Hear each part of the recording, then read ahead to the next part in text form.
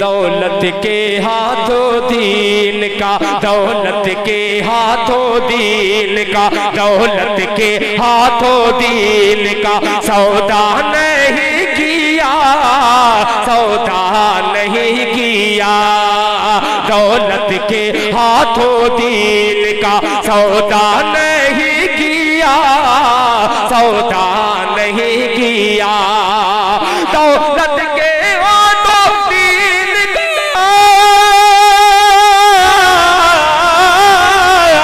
दौलत के हाथों दीन का सौदा नहीं किया।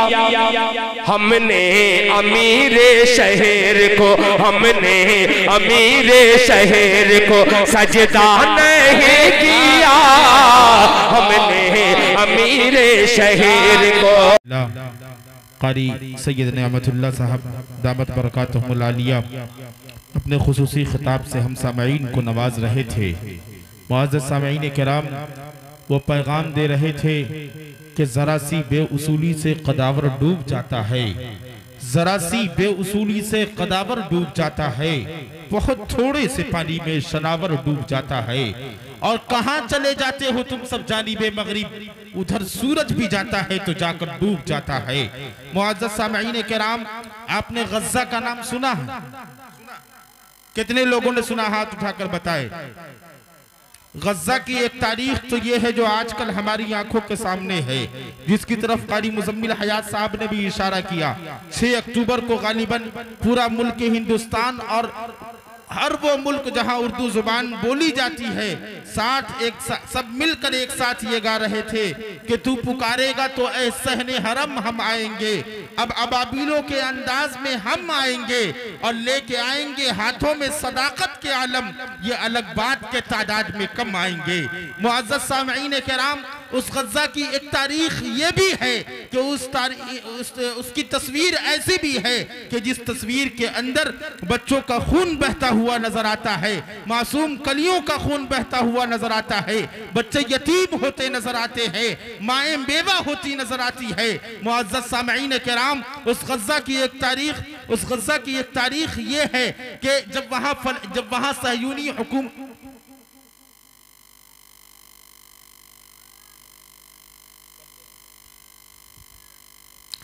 उसी गज़्ज़ा की एक तारीख ये है कि जब वहाँ सहयूनी काबिज हुए तो सबसे पहले उन्होंने मगरिबी तहजीब को फरोग देना शुरू किया, लोगों को इस्लाम से दूर करना शुरू किया, लोगों को शरीयत से दूर करना शुरू किया।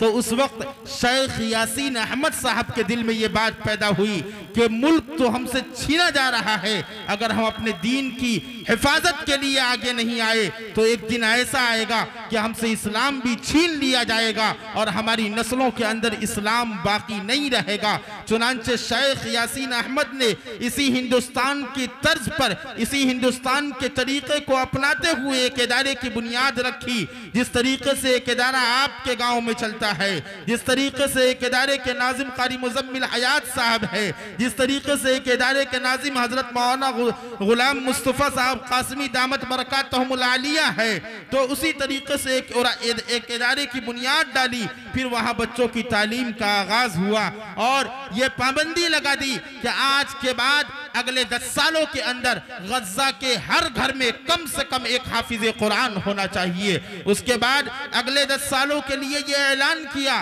कि अब गज़्ज़ा के आधे मुसलमान हाफिज़ कुरान होने चाहिए। उसके 10 साल के बाद 2012 के अंदर ये ऐलान किया गया कि अब गज़्ज़ा का बच्चा बच्चा हाफिज़ कुरान होना चाहिए। आज अल्हम्दुलिल्लाह गज़्ज़ा के ऊपर जुल्म सितम के पहाड़ तोड़े जा रहे हैं, उनकी माओं को उनके बच्चों से जुदा किया जा रहा है, उनकी बीवियों को बेवा किया जा रहा है, लेकिन उसके बावजूद भी उनकी जुबान पर कुरान मुक़द्दस की आयतें हैं, उसके बावजूद भी उनकी जुबान पर अहादीस नबविया के अल्फाज है। ये इसलिए है कि कुरान मुक़द्दस के साथ अपना ताल्लुक कायम किया, मगरिबी तहजीब की मुखालफत की। इस फितने के दौर में सबसे बड़ा हथियार अगर हमारे पास कोई है तो वो कुरान मुक़द्दस है, उससे बड़ा कोई हथियार नहीं। सामान तिजारत मेरा ईमान नहीं है, हर दर पे झुके सर ये मेरी शान नहीं है, हर लफ्ज को सीने में बसा लो तो बने बात, ताकों में सजाने को ये कुरान नहीं है। मुअज़्ज़ज़ सामईन किराम, हमारे स्टेज पर किशनगंज की मशहूर व मारूफ शख्सियत हजरत मौलाना गुलाम मुस्तफ़ा साहब कासमी दामत बरकातहुमुल आलिया तशरीफ रखते हैं। मैं ज्यादा देर अगर आपके दरमियान खड़ा रहूंगा तो ये उनके शान में गुस्ताखी है, इसलिए मैं सिर्फ ये कहते हुए उनको आवाज देता हूँ कि जिस तरह चांद और उसकी साफो शफाफ चांदनी के तारुफ की जरूरत नहीं, जिस तरह आसमान पर मुस्कुराते हुए सितारों के तारुफ की जरूरत नहीं, जिस तरह साकिनाने अर्जी को सुबह का पैगाम देने वाले सूरज के तारुफ की जरूरत नहीं, उसी तरह कुछ शख्सियतें होती है, कुछ नुमाया चेहरे होते हैं जिनके तारुफ की जरूरत नहीं हुआ करती। उन्हीं अजीमुल मर्तबत और बावकार शख्सियतों में हजरत मौलाना गुलाम मुस्तफ़ा साहब कासमी दामत बरकातहुमुल आलिया का भी शुमार किया जाता है। मैं निहायत ही अदब व एहतराम के साथ हजरत वाला से गुजारिश कर रहा हूँ कि आप कुर्सी खिताबत पर तशरीफ लाए और अपने नायाब खिताब से हम सामईन को मुस्तफीज फरमाए इस शेर के साथ कि मैं सदाकत का हूँ मुजरिम तो सजा दो मुझको, मैं सदाकत का हूँ मुजरिम तो सजा दो मुझको, हाकिमे वक्त हो तो सूली पे चढ़ा दो मुझको, और याद आ जाएगा भूला हुआ माजी अपना, अपने असलाफ की तस्वीर दिखा दो मुझको। कुर्सी खिताबत पर हजरत मौलाना गुलाम मुस्तफ़ा साहब कासमी।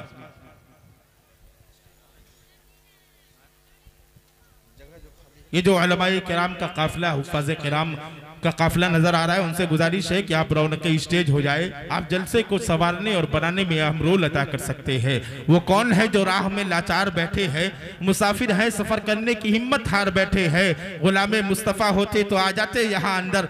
माशाअल्लाह मौलाना गुलाम मुस्तफ़ा साहब तशरीफ भी रखते हैं।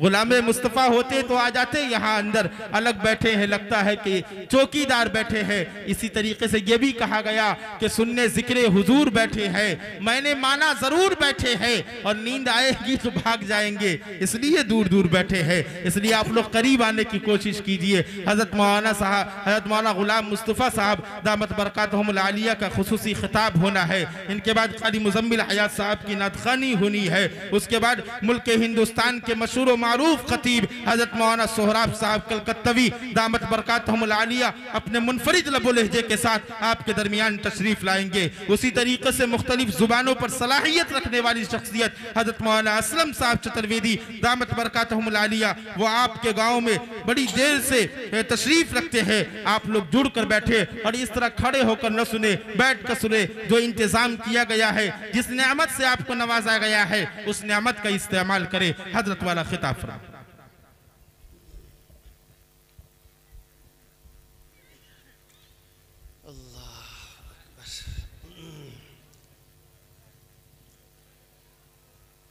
अस्सलामु अलैकुम व रहमतुल्लाहि व बरकातुहू।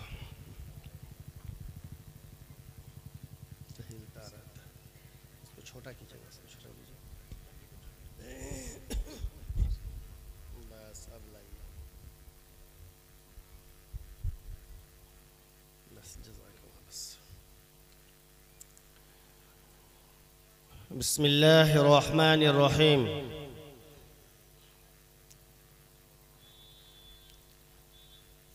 अल्हम्दुलिल्लाहि रब्बिल आलमीन वस्सलातु वस्सलामु अला सय्यिदिल अंबिया'i वल मुरसलीन व अला आलिहि व सहबिहि अजमईन। अम्मा बअदु फअऊज़ु बिल्लाहि मिनश शैतानिर रजीम।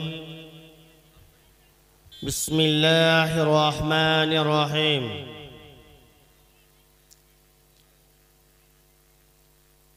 मन अमिल सालिहन मिन ज़करिन औ उन्सा वहुव मुअमिन फलनुह्यियन्नहु हयातन तय्यिबा वलनजज़ियन्नहुम अजरहुम बिअहसनि मा कानू यअमलून। वक़ाल तआला कुल लिलमुमिनाति यग़ज़ुज़ना अब्सारहुन्ना वयहफ़ज़ना फ़ुरूजहुन्ना। वक़ाल रसूलुल्लाहि सल्लल्लाहु तआला अलैहि वसल्लम अद्दुनिया कुल्लुहा मताअ व खैरु मताअ दुनिया अल मरअतु स्सालिहा औ कमा क़ाल रसूलुल्लाह सल्लल्लाहु तआला अलैहि वसल्लम सुब्हानक ला इल्म लना इल्ला मा अल्लमतना इन्नका अंतल अलीमुल हकीम। सब दरूद शरीफ पढ़ें भाई। अल्लाहुम्मा सल्लि अला सय्यिदिना व मौलाना मुहम्मदि व आलिहि व सहबिहि व बारक व सल्लम तस्लीमन कसीरन कसीरा।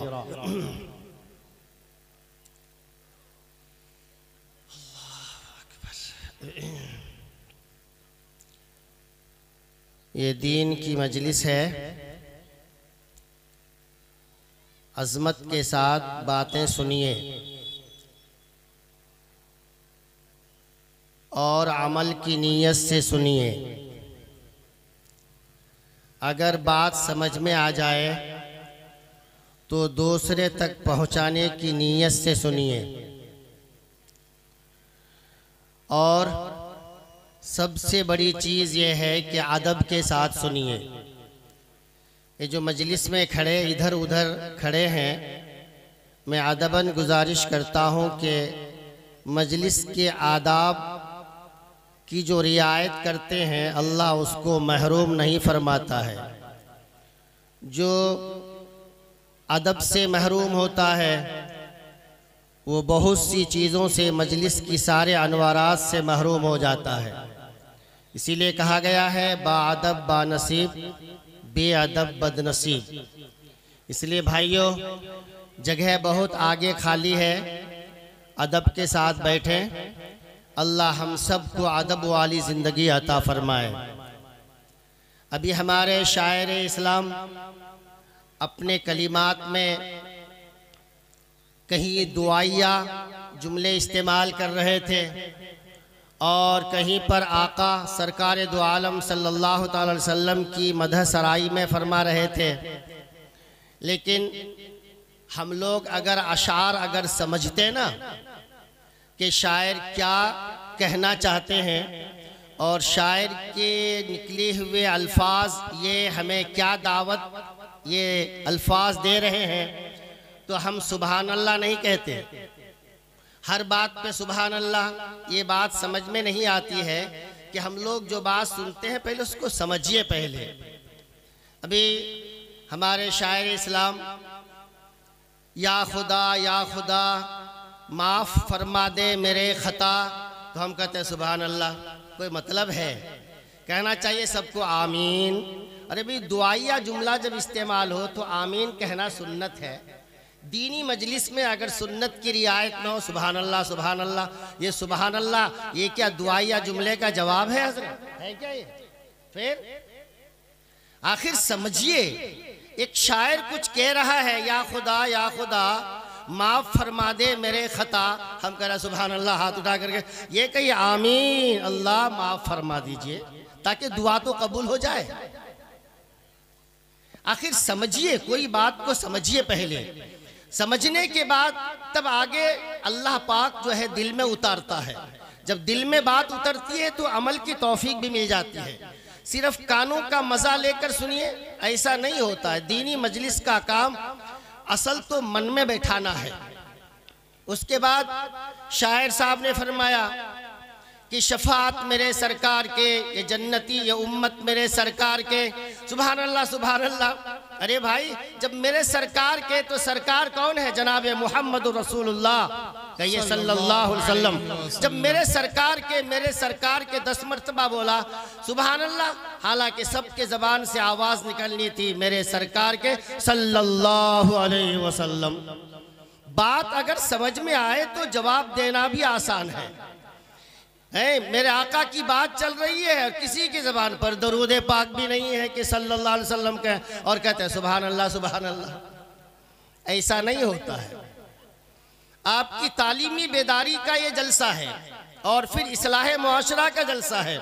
तालीमी बेदारी सिर्फ ये नहीं कि अलिफ बा पढ़ा देना और नूरानी कायदा और कुरान पाक की तालीम दे देना, ये तालीमी बेदारी है। आका का नाम आए और आप ऐसे वक़्त में सल्लल्लाहु अलैहि वसल्लम के, ये भी तालीम है। दुआया जुमला आए आमीन कहे, ये भी तालीम है। सिर्फ खाली नूरानी कायदा और कुरान पाक पढ़ लेना, इसी का नाम तालीम नहीं है। हर मौके के मुताबिक जो चीज़ें मेरे आका ने बताई है, आका सल्लल्लाहु अलैहि वसल्लम का जो फरमान है, आका की जो तालीम जहाँ आई है, उस तालीम पे हम अपने आप को निछावर करें, यही असल तालीम है भाई। बेशक। और एक बात तालीम के सिलसिले में एक बात कहना चाहता हूँ। वैसे मेरा उन्वान जो मैंने आयत पाक की तिलावत की है, इंशाअल्लाह उस पर मैं थोड़ी देर गुफ्तगू करूँगा। मेरा टाइम कितना है पहले बता दीजिए। 1 घंटा। 1 घंटा है, चलिए फिर तो ठीक है। देखिए, अभी इससे पहले मौलाना तुफैल साहब भी फरमा रहे थे, हमारे यहाँ तालीम की बहुत कमी है, बहुत कमी है, तालीम के सिलसिले में बेदार नहीं हुए हैं। लेकिन अगर कुछ बेदारी अगर हुई भी है तो कहाँ हुई है बेदारी? सिर्फ हमारे बच्चों में आई है कि हमारा बच्चा कैसे पढ़े, हमारा बच्चा मकतब कैसे जाए, हमारा बच्चा कॉन्वेंट कैसे जाए, हमारा बच्चा जो है और वहाँ ये कोचिंग चलता है, कोचिंग कैसे जाए। बस इतनी सी फिक्र आई है। ये जो पूरा मजमा बैठा है, ये जो पूरा मजमा बैठा है, इनमें अगर कोई कुरान पाक सीखा नहीं है, अगर किसी को कुरान पाक तिलावत करना आता नहीं है, कुरान पढ़ना आता नहीं है, उनको सही तौर पर कुरान की सही तजवीद के मुताबिक कुरान पढ़ना सीखा नहीं है, तो क्या खाली बच्चों के लिए तालीम है? हम लोगों के लिए तालीम नहीं है क्या? हम लोगों के लिए नहीं है क्या? अरे हम लोगों के लिए भी है। हम लोग भी बेदार हो जाएं भाई। हमारी उम्र अगर 50 साल हो, 60 साल हो, 40 साल हो, 45 साल हो, 55 साल हो जाए, सिर्फ बच्चों के लिए 5-7 साल 12 साल बच्चों के लिए तालीम में बेदारी। हमारी तालीम क्या खाली बच्चों में मुनहसिर है? तालीम तो कब से है? मेरे आका जनाब मोहम्मद रसूलुल्लाह सल्लल्लाहु अलैहि वसल्लम ने फरमाया है कि उतलुबुल इल्म मिनल महदी इलल लहद, के इल्म तलाश करो कहाँ से? माँ की गोद से लेकर के कब्र की गोद तक। हम लोगों की आखिरी गोद कहाँ है? कब्र है। और पहली गोद कहाँ है? माँ की गोद है। तो माँ की गोद से तालीम शुरू कीजिए और कब्र की गोद तक तालीम सीखिए। और हम लोग जो बिन पढ़े अब तक जितने लोग अनपढ़ हैं, जिसको कुरान पढ़ना आता नहीं है, अभी हम लोगों ने अपने बारे में कभी नहीं सोचा है कि मेरा बच्चा तो कुरान सीखने के बारे में हम ख्याल कर रहे हैं कि मेरा बच्चा कुरान सीखे, लेकिन अपने बारे में हम लोगों ने कभी ख्याल नहीं किया है। क्या हजरत गलती है ना? बिल्कुल सही। ये गलती है ना, ये बहुत बड़ी गलती है। खाली हम लोग इस्लाह इस्लाह इस्लाह कहते रहे, खाली बच्चों की तालीम से इस्लाह नहीं होगा, हमको भी अपनी तालीम की फिक्र करनी है। करेंगे इंशाअल्लाह। हाथ उठाइए, सब हाथ उठाइए कि जो कुरान नहीं सीखे इंशाअल्लाह कल से सीखने का मिजाज बनाएंगे इंशाअल्लाह। तभी तालीम में बेदारी होगी। खाली बच्चों में नहीं, सबको सीखना है कुरान पाक। कुरान पाक सब पर यह है कि कुरान यानी इल्म का सीखना हर मुसलमान पर, खाली बच्चा ही मुसलमान नहीं है। हमारी माँ बहनें, हमारी बच्चे बच्चियाँ, हमारे छोटे बड़े जवान बूढ़े सब मुसलमान हैं। और यह अल्लाह के नबी जनाब मोहम्मद रसूलुल्लाह सल्लल्लाहु अलैहि वसल्लम का फरमान है कि हर मुसलमान मर्द औरत पर इल्म सीखना ये फर्ज है। लिहाजा हम लोग अपने बारे में भी इंशाअल्लाह अब ख्याल करेंगे इंशाअल्लाह। ये तो हुआ तालीम में बेदारी, हमारे हर एक के अंदर ये होना चाहिए। बाकी मुआशरे की इस्लाह जो हमारा उन्वान है जलसे का कि हमारा मुआशरा कैसे अच्छा बने, मुआशरा कैसे बेहतर बने। देखिए, मुआशरे की खूबी, मुआशरे की अच्छाई जो शुरू होती है वो कहाँ से होती है? हमारी माँ बहनें, हमारी जो औरतें हैं, हमारी माएँ हैं, हमारी बहनें हैं, हमारी बेटियाँ हैं, वहाँ से मुआशरे की इस्लाह का काम शुरू होता है। वहाँ से शुरू होता है मेन बुनियादी चीज़। मैं इंशाल्लाह इस सिलसिले में आपको थोड़ी तफसील के साथ में आपको बताऊंगा। बाकी ये जो पूरा मजमा बैठा है, अब सब हम लोग इस्लाह चाहते हैं। इसका एक छोटा सा जवाब सुनिए। नमाज के बगैर कोई भी इस्लाह करना चाहे, अल्लाह की कसम उम्मत की इस्लाह नहीं होगी। ये तो बात पैटर्न लिख लीजिए पहले कि जब तक हमारी ज़िंदगी में नमाज ना आए और आप इस्लाह इस्लाह इस्लाह करते रहें, पढ़ते रहें, मौलवी बने, मुफ्ती बने, काजी बने, दाई बने, सब बने और हाजी बने, सारा कुछ बने, आप सब बन जाइए, लेकिन अगर ज़िंदगी में नमाज की पाबंदी ना हो तो उस कौम के अंदर इस्लाह की बुनियाद आ ही नहीं सकती है, हो ही नहीं सकती है। इसलिए सबसे पहले हाथ उठाइए, सब हाथ उठाइए कि इंशाअल्लाह मौत तक नमाज कभी नहीं छोड़ेंगे। इंशाअल्लाह 3 बार बोलिए कि इंशाअल्लाह मौत तक नमाज कभी नहीं छोड़ेंगे। इंशाअल्लाह कल से शुरू करेंगे और मौत तक पाबंदी से पढ़ेंगे इंशाअल्लाह। अगर ये आपने इरादा कर लिया, इंशाअल्लाह अल्लाह पाक के तरफ से इस्लाह का फैसला होगा इंशाअल्लाह। चूंकि खुद अल्लाह का फरमान है, खुद अल्लाह पाक ने कुरान पाक में ऐलान फरमा दिया है, इन्ना सलात तन्हा, ये नमाज रोक कर रहेगी, ये नमाज तुमको बचाएगी, ये नमाज तुमको रोकेगी। किससे? हर तरह की फहश और बुराइयों से नमाज रोकेगी। अब नमाज का पाबंद होइए, इंशाअल्लाह मुआशरे की बुराइयां पाक होगी, इंशाअल्लाह होगी। अब मैंने जो आयत पाक की तिलावत की है, उस सिलसिले में मैं अपनी माँ बहनों की तरफ मुतवज्जह होकर कुछ मुखातिब मैं होना चाहता हूँ और माँ बहनों से खिताब करना चाहता हूँ। चूँकि हम लोग तो माशाअल्लाह दावत में, तालीम में, गश्त में, हफ्तावारी इज्तिमाओं में हम लोग सुनते रहते हैं। हमारी माँ बहनें कभी जलसा जुलूस हो तो उनको सुनने का थोड़ा मौका मिलता है, इसीलिए ख़ास तौर पर खुसूसी ये गुफ्तगू मैं अपनी माँ बहनों से की तरफ मैं मुतवज्जह होकर करना चाहता हूँ। मेरी माओ, आपके सिलसिले में हदीस की मैं तिलावत करता हूँ। प्यारे आका जनाब मोहम्मद रसूलुल्लाह सल्लल्लाहु ताला अलैहि वसल्लम ने फरमाया है, क्या फरमाया है? अल मरअतु इज़ा सल्लत खम्सहा व सामत शहरहा व अताअत बालहा व अहसनत फरजहा फदखलत जन्नह मिन अय्य अबवाबिन शाअत औ कमा क़ाल रसूलुल्लाह सल्लल्लाहु ताला अलैहि वसल्लम। जी, आज की इस मजलिस से एक छोटी सी अलग से बात कहना चाहता हूँ। रमज़ान के ज़्यादा दिन नहीं रहे हैं। आज कौन सी तारीख है हजरत? 5 तारीख, बस और 6 दिन है। 12वीं तारीख को रोज़ा है, 6ठे दिन है। हम कह रहे हैं इस आज की इस मजलिस को सुन्नत से जोड़िए, सुन्नत से जोड़िए। क्या सुन्नत?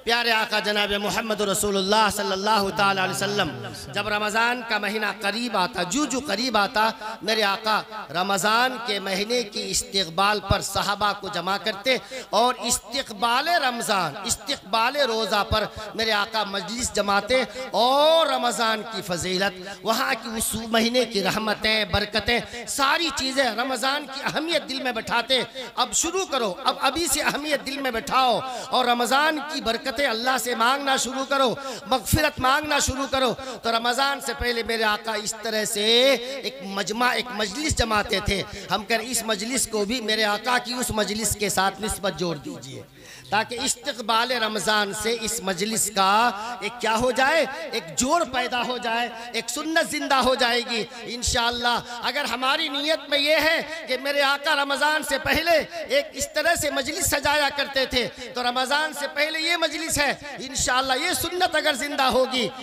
मेरे आका ने फरमाया है, मन अहया सुन्नती इंदा फसाद उम्मती, जो ऐसे दौर में जब उम्मत हर हाल में बिल्कुल बेहरा रवि की जिंदगी गुजार रही होगी, ऐसे वक्त में अगर कोई एक सुन्नत को जिंदा करेगा तो उनको 100 शहीद का सवाब मिलेगा इंशाअल्लाह। अगर ये नीयत हो तो इस मजमे से भी इंशाअल्लाह हम सबको 100 शहीद का सवाब मिलेगा इंशाअल्लाह। खाली निस्बत है, जोड़ दीजिए सुन्नत के साथ। जी मेरी माँ, एक बात सुनिए, अल्लाह ने हम सबको क्या बनाया? पहले क्या बनाया? बोलिए जल्दी, मैं कुछ बात पूछूं तो बोलना पड़ेगा। क्या बनाया? इंसान बनाया। क्या बनाया भाई? इंसान। पहले हम लोग इंसान हैं, उसके बाद हम लोग क्या है?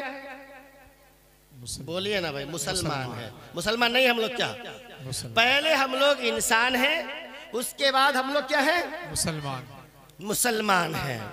और इंसानों में सबसे पहला इंसान कौन पैदा हुआ? हजरत आदम अलैहिस्सलाम। आदम अलैहिस्सलाम को जब अल्लाह ताला ने पैदा फरमाया तो अल्लाह पाक ने आदम की पैदाइश पे अपना हाथ भी लगाया। इंसान को जब पैदा किया अल्लाह ने आसमान, जमीन, सूरज, चांद, सितारे, जन्नत, दोज़ख, अर्श, फरिश्ते, जिन्नात, दुनिया की सारी मखलूक अल्लाह ने पैदा किया। कमो बेश कोई 18,000 को 20,000 को कितनों हजार भी मखलूकात हो जी, अल्लाह ने कहीं अपना हाथ नहीं लगाया। जब इंसान की पैदाइश की बारी आई तो अल्लाह ने अपना हाथ लगाया जी, अपना हाथ जी। मालूम क्या हुआ कि अल्लाह पाक अपने दस्ते शफकत, दस्ते रहमत, दस्ते मेहरबानी, दस्ते फजल अल्लाह ने इंसान पर फरमाया है। इंसान पर अल्लाह की बड़ी मेहरबानी है, इंसान पर अल्लाह का बहुत शफकत है अल्लाह पाक का जी। तो पैदा जो किया आदम अलैहिस्सलाम को अल्लाह पाक ने, तो कैसे पैदा किया? अल्लाह पाक ने फरिश्तों से फरमाया, ए फरिश्तों मिट्टी ले आओ। मुख्तलिफ जगह से मिट्टी लाई गई, जन्नत की भी मिट्टी, दुनिया की मिट्टी, सारी मिट्टी जमा की गई थोड़ी थोड़ी करके। कहा इसको पानी डालकर इसको खमीर बनाओ। पानी डालने के बाद खमीर बनाई गई। खमीर बनाने के बाद पुतला बनाया गया। आँख, कान, हाथ, पाँव, ये सर से लेकर पाँव तक सारे अज़ू बनाए गए और इंसान का एक पुतला तैयार हुआ। और उसके बाद अल्लाह पाक ने क्या किया? हुक्म फरमाया, हो जा। बस रूह आ गई, रूह डाल दी गई और आदम अलैहिस्सलाम एक इंसान की शक्ल में आ गए जी। और आदम अलैहिस्सलाम जन्नत में रहने लगे, बहुत दिनों तक जन्नत में रहे, तन्हाई और अकेले की जिंदगी गुजारते रहे। अल्लाह पाक ने क्या किया कि आए आदम कब तक अकेले रहोगे जन्नत में? तुम्हारा एक साथी पैदा करते हैं, तुम्हारे सुकून के लिए, तुम्हारे राहत के लिए जी, तुम्हारी खुशनुदी, तुम्हारी खुशियों के लिए हम तुम्हारा एक जोड़ी बनाते हैं। तो अल्लाह पाक ने उसके बाद किसको पैदा किया? हजरत माँ हव्वा रज़ी अल्लाह ताला अन्हा को अल्लाह ने पैदा किया ना माँ हव्वा को। लेकिन एक बात मेरी माँ जरा गौर से सुनिए आप, कि आदम अलैहिस्सलाम को जब अल्लाह ताला ने पैदा फरमाया तो पुतला बनाया गया और फिर मिट्टी मंगाई गई, खमीर तैयार करके पुतला बनाया गया, फिर रूह डाली गई। लेकिन हजरत हव्वा रज़ी अल्लाह ताला अन्हा को जब अल्लाह पाक ने पैदा फरमाया तो अल्लाह पाक ने यूं नहीं फरमाया, ओ फरिश्तों लाओ मिट्टी, ओ फरिश्तों बनाओ इसको, गाढ़ा बनाओ, खमीर बनाओ, पुतला बनाओ। नहीं, अल्लाह पाक इतने गय्यूर हैं, गय्यूर। जब एक औरत को अल्लाह पाक ने पैदा करने का इरादा फरमाया तो अल्लाह पाक ने फरिश्तों से क्या फरमाया? तुमको इस सिलसिले में कुछ नहीं करना है। क्यों? औरत की पैदाइश की बारी आ रही है।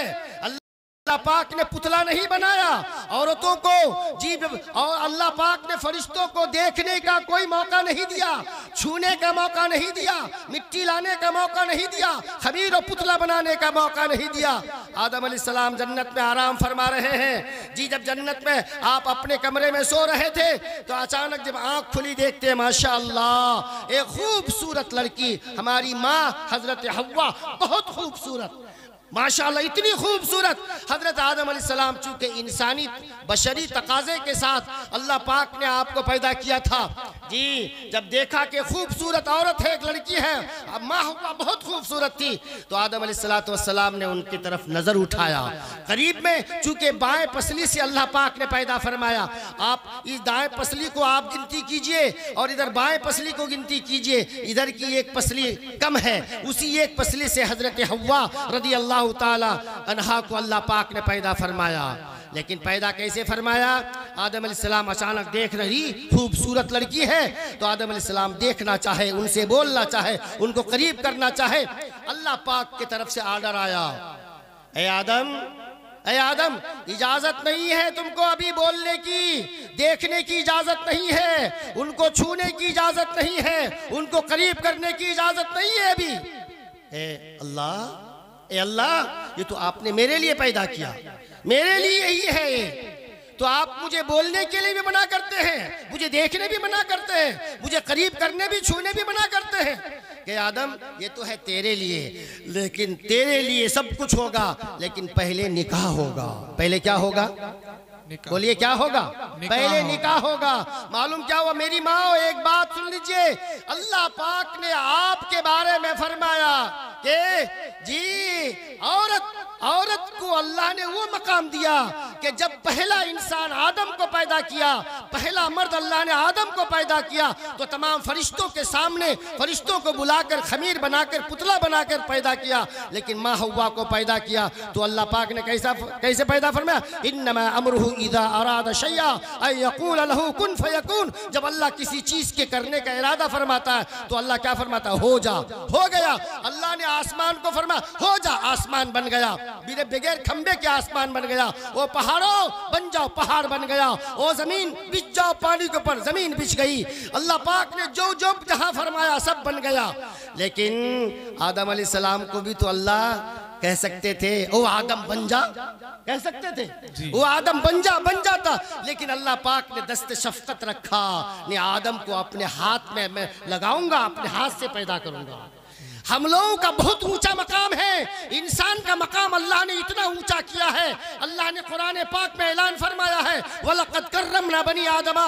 हमने अगर किसी को मखलूकात में अगर किसी को मुअज़्ज़ज़ बनाया है, अगर किसी को हमने बाइज़्ज़त बनाया है तो इंसान को बनाया है। हम लोग बहुत बाइज़्ज़त हैं और हमारी खूबसूरती का अल्लाह ने ऐलान फरमाया है लक़द खलक़नल इंसान फी अहसन तक़वीम। ए लोगों, अल्लाह ने फरमाया हमने इंसान को वैसी शक्ल देकर नहीं बनाया कि यहाँ उनके पीछे एक दुम हो, उनके सर में सींग हो और ऐसा हो वैसा हो, कान इस तरह से लंबा चौड़ा हाथी के तरह, उनके तरह नहीं। अल्लाह पाक ने हमारी शक्ल की तारीफ की और फरमाया लक़द खलक़नल इंसान फी अहसन तक़वीम। हमने इंसान को बेहतर शक्ल में बनाया है।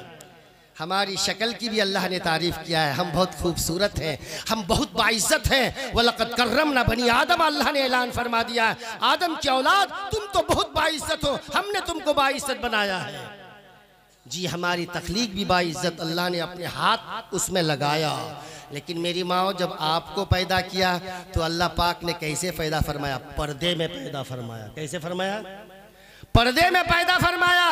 मालूम यह हुआ कि औरत की पैदाइश ही, खिलकत ही उनकी फितरी तौर पर पैदाइश ही है। क्या है? पर्दा है। क्या है? पर्दा है। पैदाइशी एतबार से, खिलकत के एतबार से पर्दे में अल्लाह ने पैदा किया है। और आदम अलैहिस्सलाम को हुक्म दिया जब तक निकाह नहीं होगा उस वक्त तक देख नहीं सकते हो। लिहाजा फैसला आ गया, उसी वक्त से फैसला आ गया। अल्लाह पाक का फैसला कुरान में आया जब मेरे आका जनाब मोहम्मद रसूलुल्लाह सल्लल्लाहु अलैहि वसल्लम पर कुरान उतारा। ये किताब उतारी गई 23 साल की मुद्दत में। इसमें तो अहकामात आते रहे, हर एक का हुक्म आया, नमाज का हुक्म आया, रोजे का, ज़कात का, और जो है दूसरी तिलावत का, हया का, पर्दे का, झूठ और सच और गीबत, सारी चीजों का बयान आया कि ये हलाल है, ये हराम है, ये जायज है, ये नाजायज है। झूठ बोलना मलून कहते वो मरदूद है, उस पर लानतुल्लाह अलल काज़िबीन, झूठों पर खुदा का की लानत बरसती है। और सच्चों के साथ अल्लाह है, इन्नल्लाह, और कहते हैं मअस सादिकीन, अल्लाह सच्चों के साथ है, अल्लाह सब्र करने वालों के साथ है। अल्लाह पाक ने सारी चीजें कुरान पाक में अल्लाह ने बयान किया। 23 साल में कुरान पाक अल्लाह ने प्यारे आका जनाब मोहम्मद रसूलुल्लाह सल्लल्लाहु अलैहि वसल्लम पर उतारा ना भाई है जी। मेरी माँ आपके बारे में कुरान में तो हुक्म आया, लेकिन आप वहीं से सोचिए कि आदम अलैहिस्सलाम और हव्वा को जब अल्लाह ने पैदा किया तो पर्दे में पैदा किया। लिहाजा मेरे आका जनाब मोहम्मद रसूलुल्लाह सल्लल्लाहु अलैहि वसल्लम का फरमान है अल मरअतु औरतुन इज़ा खरजत इस्तशरफहा शैतान।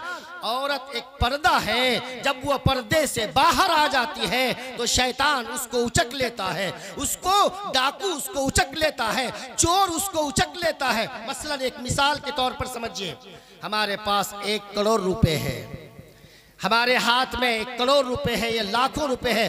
हम यहाँ से जाना चाहते हैं बारसोई, तो ऐसा बेवकूफ होगा जो अपने कब इसको रुपए की गड्डियों को लेकर हाथ में हिला हिला कर जाएगा हजरत कोई अपने रुपए को इस तरह से हाथों में हिलाकर ले जाएगा? नहीं ले, क्या करके ले जाएगा?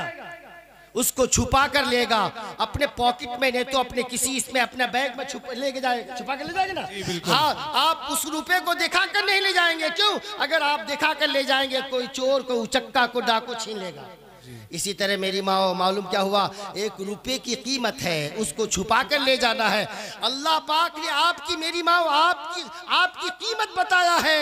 मेरी माँ, आप बहुत कीमती हैं। अल्लाह ने छुपा कर पैदा किया, और औरत को छुपा कर रखने की वजह यही है कि वो कीमती चीज है, और कीमती चीज को छुपा कर ही रखा जाता है ना। मेरी माँ, आप बहुत कीमती हैं, आप वैसे नहीं हैं जी। यही वजह है प्यारे आका जनाब मोहम्मद रसूलुल्लाह सल्लल्लाहु अलैहि वसल्लम ने फरमाया है, दुनिया कुल्लुहा मता। क्या फरमाया?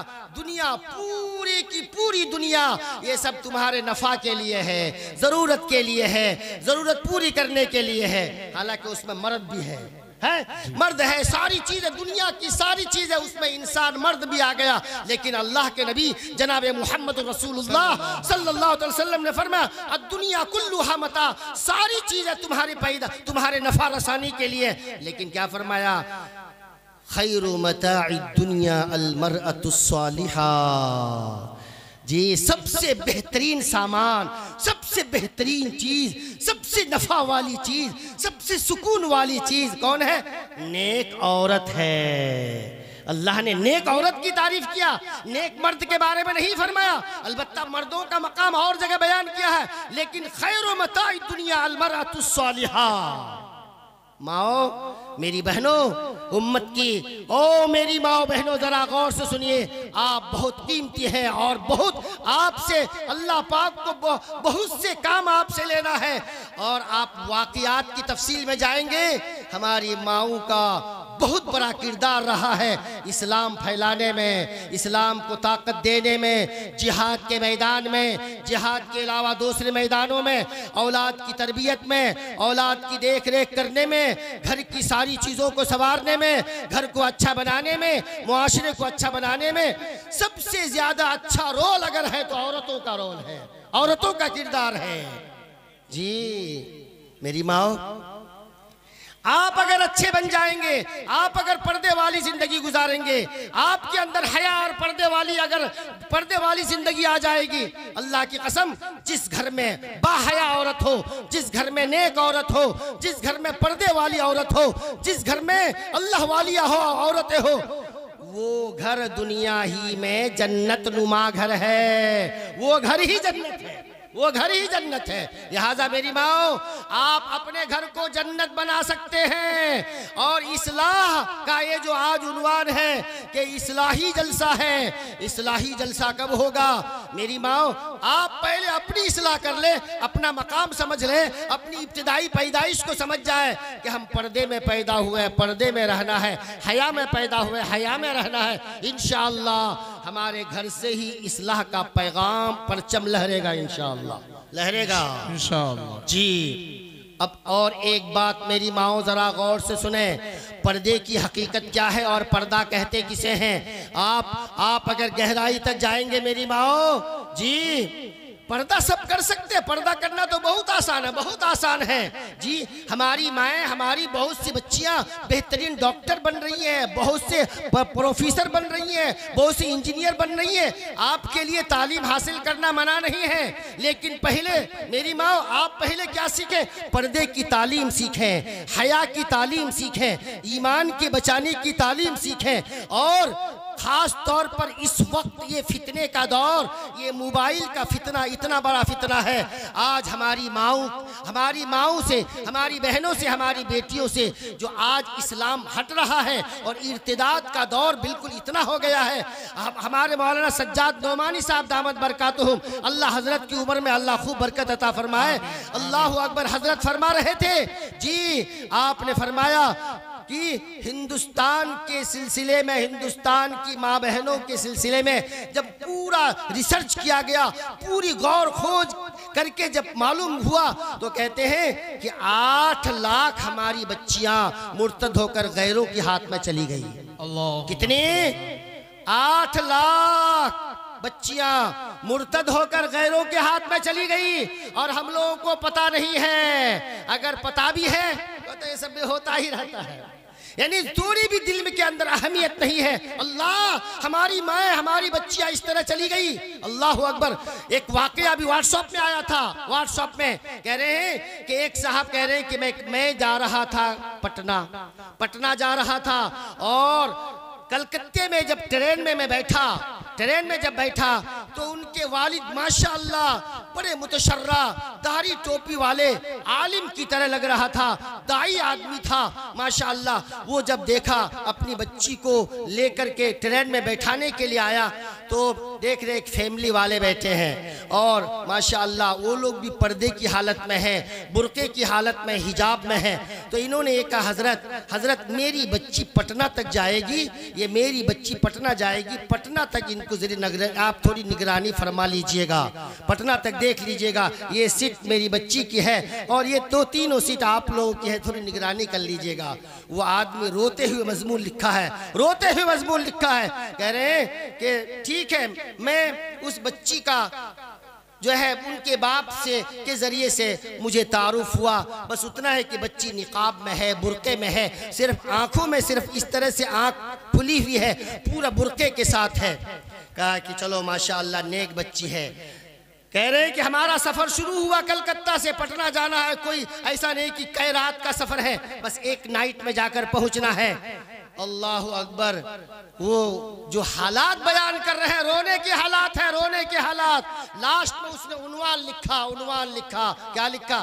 काश मैं इस बच्ची के बाप से फोन नंबर ले लेता, काश इस बच्ची के बाप का मोबाइल नंबर ले लेता, मैं उनके बाप को मैं सारे हालात से मैं आशना कराता कि तुम तो अपनी बच्ची को निकाब पहनाकर, बुर्का पहनाकर तुम पटना कॉलेज में वहाँ पढ़ने के लिए भेज रहे हो, लेकिन तुम्हारी बच्ची का क्या हाल है? मैं उनकी बच्ची से मोबाइल नंबर ले नहीं सकता था जी। आखिर ये हुआ।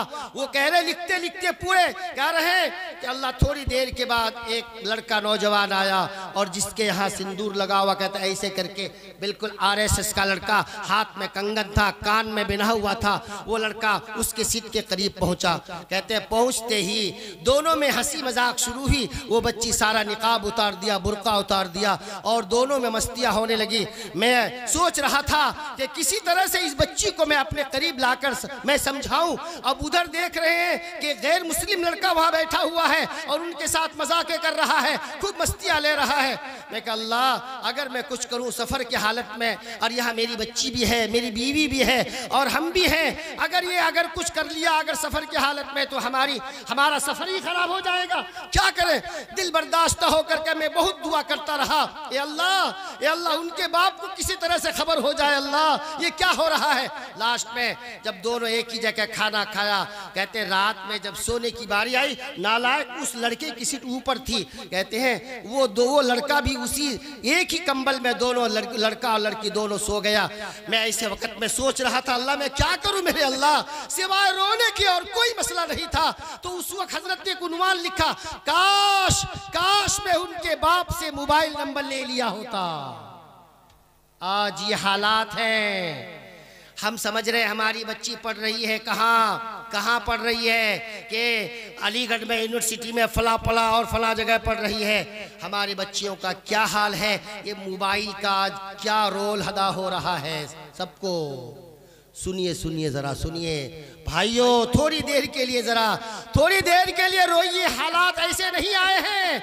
अभी जो फलस्तीन और गज़ा हम लोग कर रहे हैं, हालात ऐसे नहीं आए हैं भाइयों।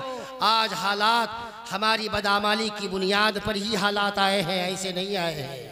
अल्लाह पाक ऐसे नहीं पकड़ता है भाइयों।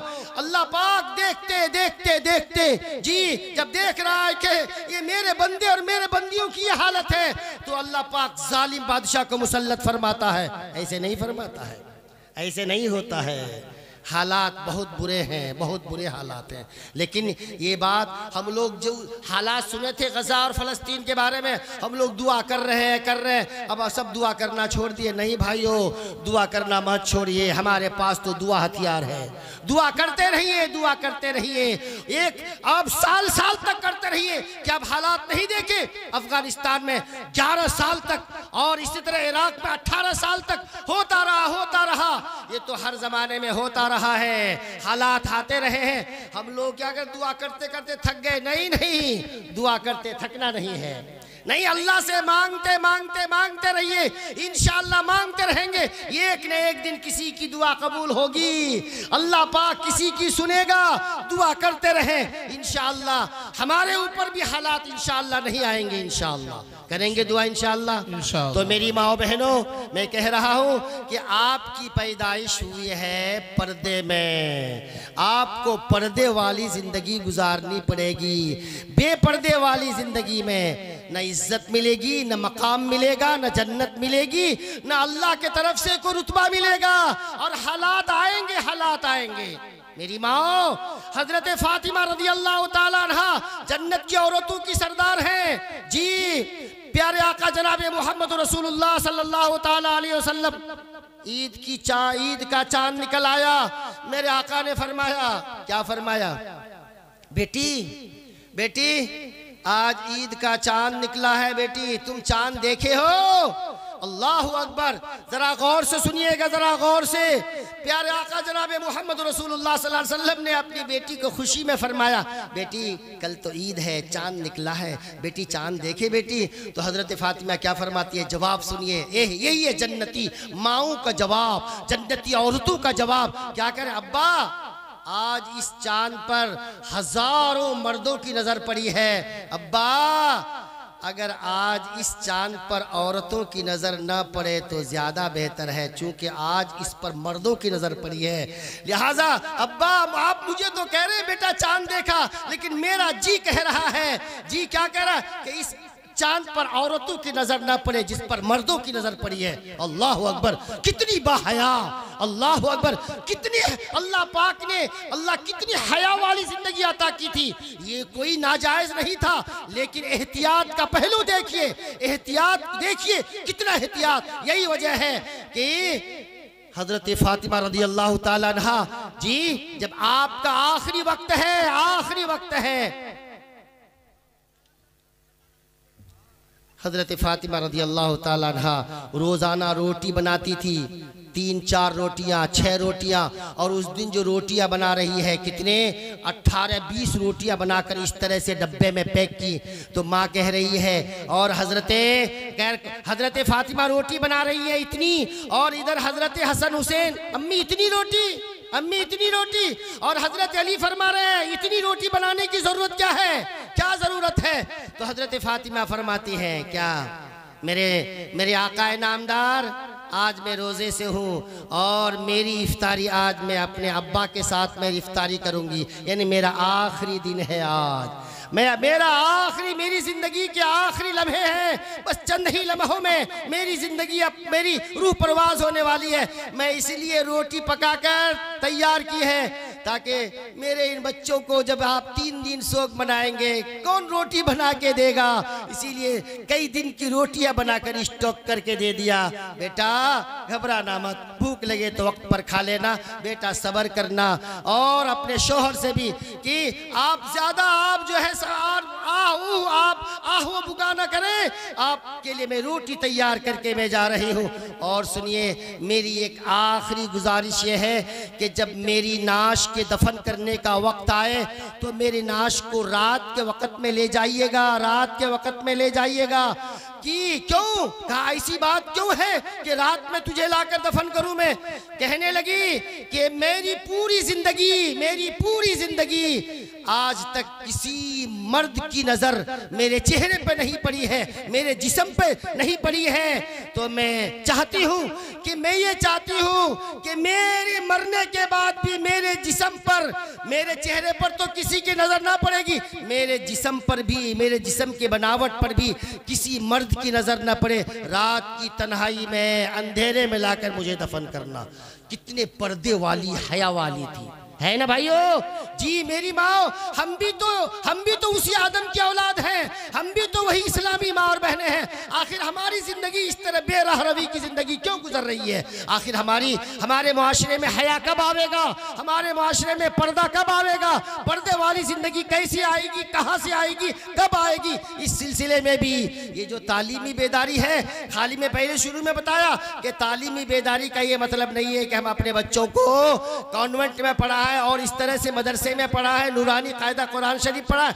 तालीम का मतलब यह है कुरान का जो हुक्म है उस हुक्म को बेदार करें। कुरान का हुक्म है कुल लिल मुमिनाति यग़ज़ुज़ना मिन अब्सारिहिन्ना व यहफ़ज़ना फ़ुरूजहुन्ना।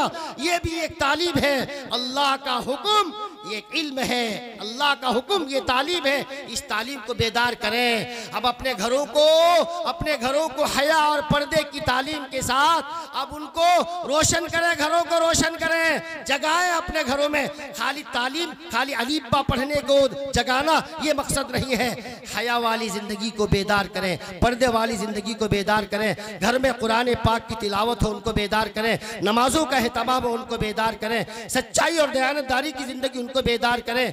हमारी ज़िंदगी के अंदर, जी हमारी ज़िंदगी के अंदर वो तमाम तालीमात आ जाए जो प्यारे आका जनाब मोहम्मद रसूलुल्लाह सल्लल्लाहु अलैहि वसल्लम की तालीमात थी। उन तालीमात को बेदार करेंगे इंशाअल्लाह, करेंगे इंशाअल्लाह। हमने वादा पहले कराया था, सब एक बात फिर दोबारा वादा करें, इंशाअल्लाह नमाज की पाबंदी करेंगे, इंशाअल्लाह करेंगे, इंशाअल्लाह। मेरे भाइयों, नमाजों की पाबंदी कीजिए, इंशाअल्लाह मुआशरे की इस्लाह होगी। अल्लाह का वादा है, अल्लाह का वादा है, इन्न सलात तनहा अनिल फहशाई वल मुनकर। ये नमाज इंसान को हर बुराई से रोक कर ही रहेगी, रोक कर ही रहेगी। एक छोटी हदीस मैं बयान करके अपनी बात पूरी करता हूँ। जी मेरी माओ, जरा एक बात सुनिए। एक मर्तबा रसूलुल्लाह सल्लल्लाहु ताला अलैहि वसल्लम, आका सल्लल्लाहु अलैहि वसल्लम सहाबाए किराम से एक सवाल किए, ये बताओ औरत की सबसे बेहतरीन सिफत क्या है? औरत की सबसे बेहतरीन खूबी क्या है? सबसे अच्छी औरत कौन है बताओ? तो एक सहाबी खड़े हुए, या रसूलल्लाह जो नमाज का पाबंद है बहुत अच्छी औरत है। दूसरे के रसूलल्लाह मेरे आका कि जो शौहर का वफादार है बहुत अच्छी औरत है। फिर किसी ने कहा या रसूलल्लाह सबसे बेहतरीन औरत वो है जो औलाद की सही तरबियत करती हो। इस तरह से एक एक करके सब आप जवाब देते रहे। हज़रत अली रज़ी अल्लाह ताला अन्हु करीब में बैठे थे। वो कहे कि अब तो मेरी बारी है, अब तो मुझे मेरे आका पूछेंगे, मेरे पास कोई जवाब भी नहीं है। सबने तो एक एक जवाब दे दिया। तो हज़रत अली रज़ी अल्लाह ताला अन्हु जल्दी से आहिस्ते पीछे खसके और हज़रत फ़ातिमा ज़हरा रज़ी अल्लाह ताला अन्हा के पास पहुँचकर ये वाक़या बयान किया। सब ने यूँ जवाब दिया, यूँ जवाब दिया, यूँ जवाब दिया। अब तू बता इसका जवाब क्या होगा? जी हज़रत फ़ातिमा ने क्या जवाब अता फरमाया, सुनिए ज़रा। उसके बाद हज़रत अली रज़ी अल्लाह ताला अन्हु पहुँचे मस्जिद में। तो मेरे आका ने देख लिया कि अच्छा ऐ अली अब तेरी बारी है, तू बता सबसे बेहतरीन औरत कौन है, सबसे खूबी वाली औरत कौन है? तो हज़रत अली ने फरमाया कि सबसे बेहतरीन औरत वो है जिसके चेहरे पर गैर मर्द की नज़र न पड़े, और बेहतरीन औरत वो है कि इन नज़रों से किसी गैर मर्द को ना देखे। जो औरत अपनी निगाह से गैर मर्द को ना देखे और गैर मर्द की नज़र जिस औरत की नज़र पर ना पड़े वो सबसे बेहतरीन औरत है। मेरे आका ने फरमाया अली ये जवाब तुझको किसने दिया, किसने बताया? हज़रत अली समझ गए मेरे आका इसीलिए पूछ रहे हैं कि जवाब किसने दिया, ये जवाब तुमको कोई बताया होगा।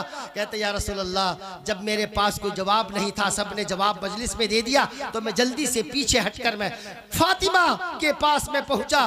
तो हज़रत फातिमा ने जवाब दिया।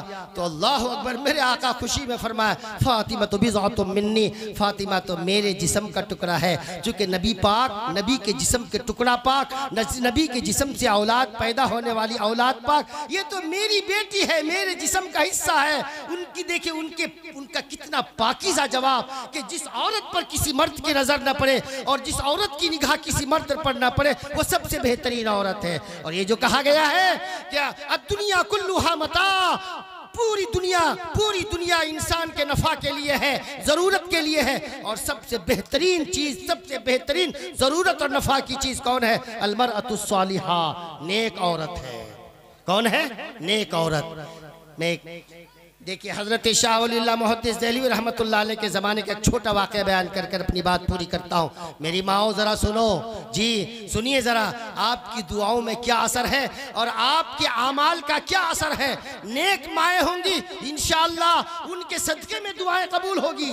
माओं के आमाल के सदक़े में दुआ कबूल होगी। क्यों? इसलिए कि माँ अपने घरों में रहती हैं, हम लोग तो बाहर फिरते हैं, कभी बाजार, कभी गली कोचा, कभी शहर, कभी स्टेशन। कहाँ हम लोगों की नज़रें कहाँ पाक रहती है? मेरी माओ आपकी नजरें तो पाक साफ रहती है, घर के अंदर रहते हैं, आप घर के एक महदूद दायरे के अंदर जिंदगी गुजारते हैं। आपकी जिंदगी पाकीज़ा, आपकी तिलावत भी कितनी भीनी भीनी, आहिस्ते आहिस्ते आपकी तिलावत। और हम लोग तो जोर से तिलावत करते हैं आपके बारे में, आपकी आवाज़ भी पड़ता है भीनी भीनी शक्ल में, जैसे शहद की मक्खियाँ, ऐसी आप तिलावत करें, तिलावत भी आहिस्ते करें। इसी वजह से आप नमाज पढ़ते हैं तो जोर से तिलावत रही है। अगर जोर से आप तिलावत करेंगे तो आपकी नमाज फासिद हो जाएगी जी। चूंकि उनके लिए यह है कि आप आहिस्ते तिलावत करें, पर्दा, आवाज भी पर्दा है।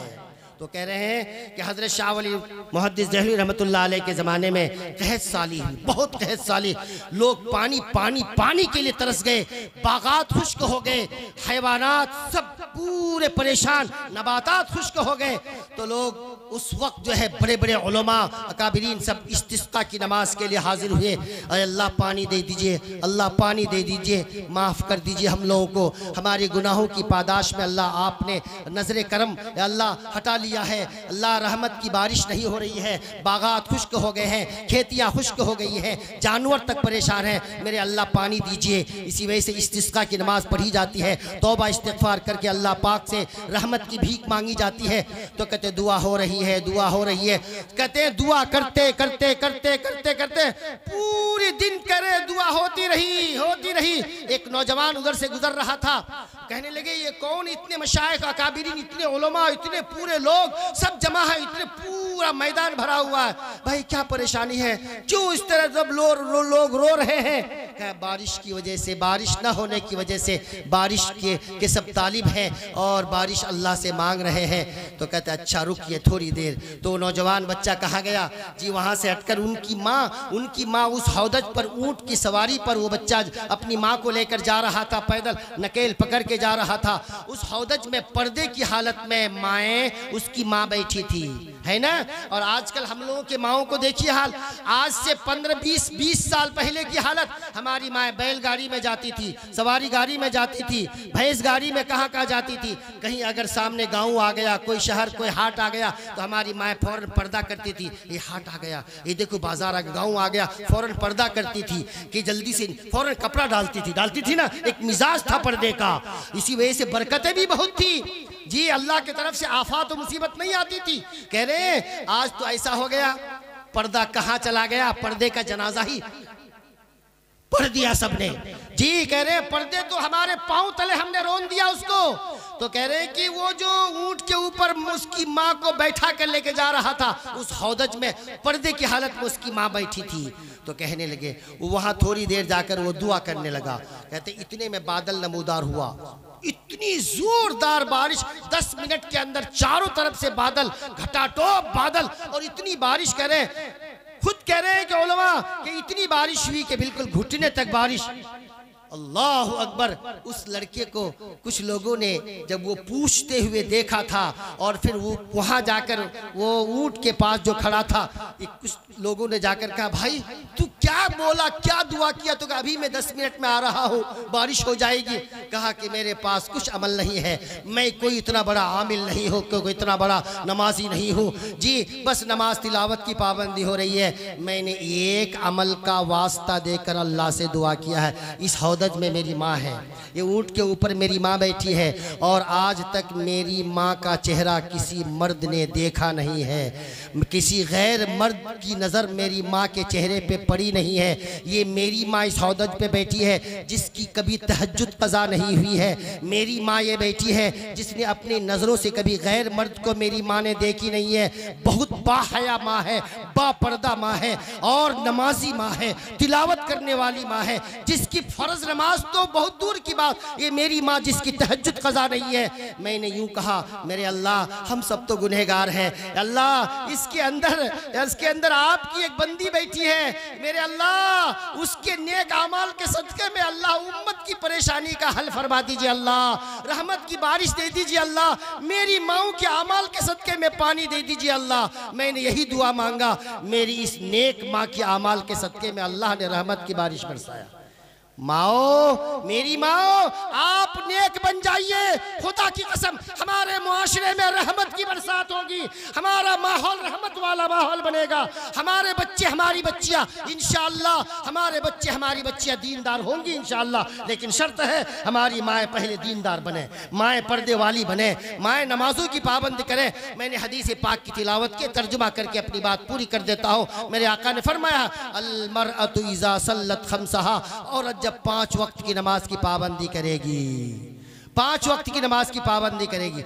आज नमाजों के सिलसिले में हमारी माएँ बहादुर नहीं है, रोज़ा रखने में माएँ तो बहुत बहादुर है, माँ बहनें रोज़ा रखने में बहुत बहादुर है, और हम लोग जो है रोज़ा रखने में चोर है बहुत। मर्द सब चोर है, सहरी खा लेगा और छुप के जाकर के पर्दा लगाकर होटलों में खाएगा जाकर के, है ना। मर्द सब रोज़ा रखने में चोर बनता है, लेकिन माएँ रोज़ा रखने में बहुत बहादुर होती हैं। लेकिन माएँ नमाज पढ़ने में बहुत चोरी करती है, थोड़े थोड़े बहाने से नमाज छोड़ देगी, थोड़े थोड़े बहाने से नमाज छोड़ देगी। लेकिन हमारे मर्द हजरात, हम कह रहे हैं माशाअल्लाह, वैसे हमारी माएँ भी नमाज पढ़ती है। इंशाअल्लाह हम लोग भी सब नमाजी और इंशाअल्लाह पाबंदी से नमाज पढ़ेंगे इंशाअल्लाह भाइयों, पढ़ेंगे इंशाअल्लाह। तो कह रहे हैं कि हमारी माएँ छोटे छोटे बहाने से नमाज छोड़ देती हैं। अब तो नमाज जो बहाने से छोड़ती थी ना, ये बच्चा पेशाब कर दिया, अब तो क्या निकाला है, बच्चों को पहनाने का क्या है, डायपर। अब तो हमारी माओं का बहाना भी खत्म हो गया।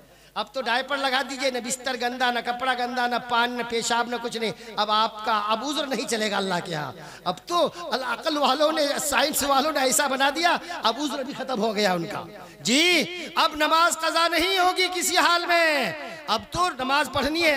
पहले अगर के अरे भाई नमाज ठीक है, बच्चा पेशाब कर दिया, कपड़ा बदल के नमाज पढ़ ले, कितनी बार कपड़ा बदले। लेकिन वही हमारी माएँ अगर शादी ब्याह में जाएंगे ना, अगर कहीं शादी ब्याह में अभी गई तो अलग कपड़ा, थोड़ी देर बाद नया कपड़ा, बारात आएगी तो और कपड़ा, यानी हर आधे घंटे में नया नया कपड़ा पहनेगी, है ना। और नमाज के लिए कपड़ा बदलना नहीं होगा। देखिए इतने बड़े काहिल, और लोगों को दिखाने के लिए हर 2-2 घंटे में, 1-1 घंटे में कपड़ा बदलेगी। क्या गलत कह रहा हूँ क्या जी? तो मेरी माओ, नमाजों की पाबंदी करें। रमज़ान का महीना आ रहा है बड़ी बरकतों के साथ। अल्लाह हम सबको इस मुबारक महीने की अल्लाह बरकतें, रहमतें, मग़फ़िरतें और रमज़ान के रोज़े रखने की अल्लाह तौफ़ीक़ अता फ़रमाए। आमीन। रमज़ान का महीना है, मेरी माँ रोज़ा रखिए और अपने हया और पर्दे की हिफाजत कीजिए और अपने शोहरों की इताअत गुजार बन जाइए। 4 काम कीजिए, 4 काम कर ले, नमाजों की पाबंदी कर ले और अपने और रोज़े, रमज़ान के रोज़े की पाबंदी कर ले और अपने हया और पर्दे की हिफाजत, इफ़्फ़त की हिफाजत कर ले और शोहरों का इताअत गुजार बन जाए। मेरे आका ने फरमाया, फ़दख़लतिल जन्नह मिन अय्यि अब्वाबिन शाअत, जिस दरवाजे से आप जाना चाहें जन्नत के दरवाजे खुले हुए हैं। हालांकि एक ही दरवाज़ा काफ़ी था जन्नत के लिए जाने के लिए, लेकिन चंद दरवाजे क्यों हैं? हमारे यहाँ कोई मेहमान आता है ना, मेहमान आता है तो कहे आपके लिए सब दरवाज़ा खुला है, क्या मतलब?